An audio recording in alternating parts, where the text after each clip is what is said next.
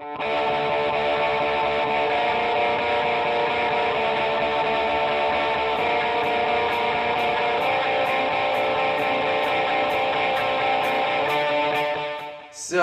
welcome everyone to Salt Lake Community College. We are here in some edit bay here at Slick. It's a nice editing bay. It really is. We have like top-notch equipment here, but They don't ever let me into these nice ones. well, you should just ask. Yeah. Anyway, for those who don't know, this is my buddy here, Tim Drake, and so Tim, you're a pretty busy guy. You're in show business, correct? I pretend to be, yeah. I mean, in my head, I'm in show business. So, yeah. Okay. I would say I am.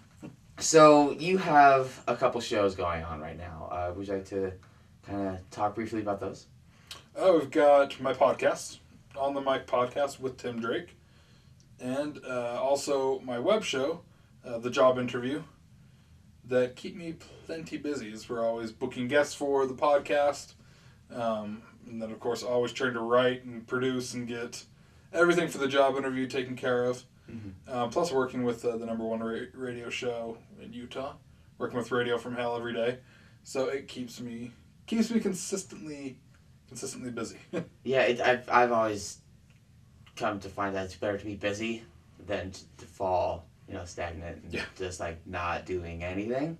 I mean, I've got to the point I've had to start mixing cocaine into my coffee to really keep me going, and that seems to do the trick. See, I tend to put coffee in my cocaine. So. I've done that, but sniffing it never, you go to snort a line, and I mean, it depends on how well ground the coffee is. I mean, if you get that really fine ground coffee, it mixes in just fine. It does. But I mean, really sometimes you get that coarse coffee, and it's just like it's like a cat's hairball in your nose. It's terrible. This guy makes me laugh all the time. It's pretty crazy. So what's the job interview about then? Job Interview is a show that I developed while in Los Angeles about a guy who is down on his luck. He's been laid off from work and is trying to find a job, and no matter what job interview he goes to, something goes wrong. And he has his two friends that live with him. Well, one of them lives with him, one of them thinks that he lives with him. And they're always showing up and making things go worse.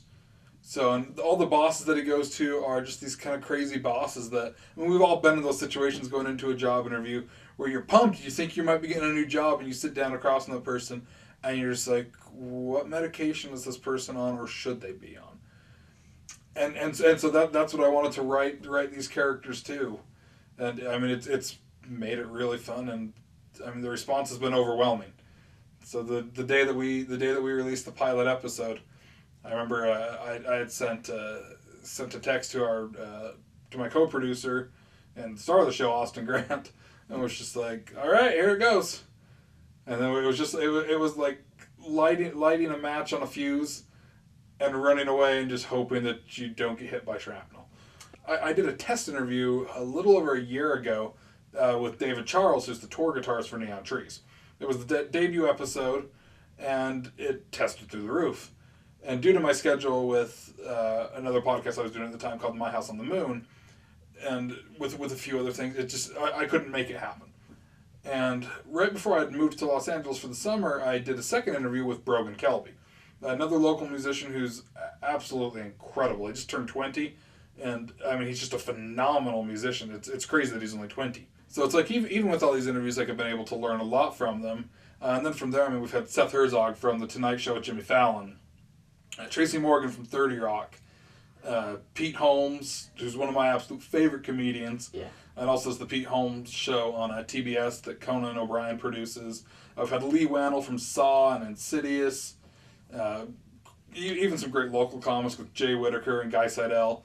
And I mean, the list just goes on, and it's just been incredible of all the great comics and stuff that we've been able to talk with, all the great entertainers, and so many great entertainers still to come. Very cool. Well, thank you very much, Tim. Yes, thank you. Where can people find you, and where can they find your shows? You can watch The Job Interview on YouTube, and you can also find that on Facebook and Twitter. On Twitter, it's @JobInterviewShow with no W. SHO. Like Showtime? Kind of like how Showtime does it, yeah. So it's our subliminal Subliminal? You're really on top of it with the new words today. Yeah, I'm making up my own language. It's part of a new series I'm going to do. It's just called Linguastics. Linguastics. Yeah, it's a twist on linguistics. Yeah. But for those that can't say linguistics. Linguastics. Yeah, Linguastics is what it'll be called, and that's where it'll be a new foundation of languages. Everything will be made up. We plan to start a religion.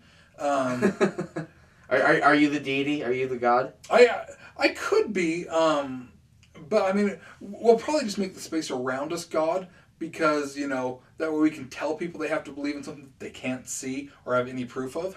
So I mean that will probably work. It's everywhere. And I will probably at some point write some type of scientific novel that I will also let them know that they'll be able to find their salvation in. Okay. And as long as they give me 25% of their life savings, they'll be covered. They'll be covered. We will build the spaceship and a stairway to heaven. With Led Zeppelin in the background. Right? Possibly. I might just have AC/DC instead, because that way it won't make any sense whatsoever. It would be like, wait a minute, shouldn't they be playing Led Zeppelin to this? Yeah, but see, we'll put them past hell first, so they'll have to go on a highway to hell, and then they can go on a stairway to heaven. Interesting. Yeah. So that is how linguistics will work. So it will be a full full learning experience for everybody. Thank you very much, Tim. Really appreciate it. Not a problem.